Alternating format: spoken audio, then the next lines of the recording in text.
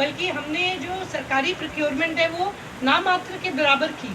तो आप इससे ये समझ सकते हो कि जो ग्लोबलाइजेशन का दौर है, एक दुनिया में अगर कहीं भी कोई बात हो रही है तो उसका सारा इम्पैक्ट जो है हर कंट्री पे होता है।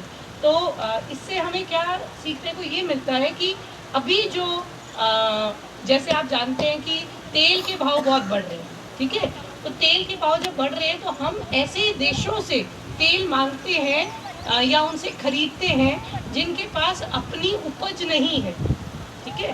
तो आप कोई भी देखिए, अरब जो कंट्रीज हैं उसके अंदर अपना कोई बताओ खेती होती है कि वहाँ पे नहीं होती, वहाँ पे तेल है उनके पास बेचने के लिए।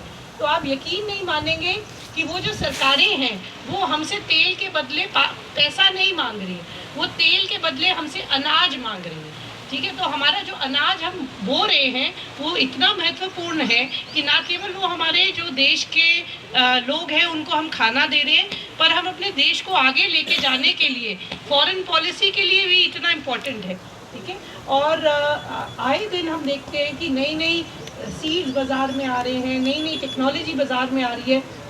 भारत एक एकमात्र ऐसा देश है जिसने नैनो यूरिया पे काम किया है। आपको उसके बारे में यहाँ पे हमने बताया भी होगा। इफ़को ने जो नैनो यूरिया बनाया है उसके अंदर हमारा अपना पेटेंट है, भारत का पेटेंट है।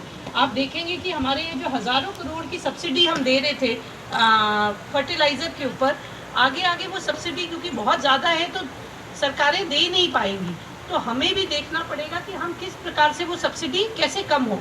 तो इसी प्रकार से कम होगी हम अगर अपना यूरिया खुद बनाएंगे।